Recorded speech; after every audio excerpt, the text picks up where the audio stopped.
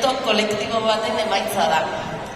Emaitza ikusiko duzuen moduan ederra da, baina prozesua izugarria izan da. Sortzaile bikainak izan ditugu bidelako. Jon Maiarekin hasi genuen abentura. Ikaragarrizko magiarekin bere egin zituen Ordiziako eskola publikoaren ardatzak. Lehen unetik hunkitu gintuen, Euskal Herri anitza, publikotasuna eta euskalduntasuna hain modu ederrean islatu zituela ikusita.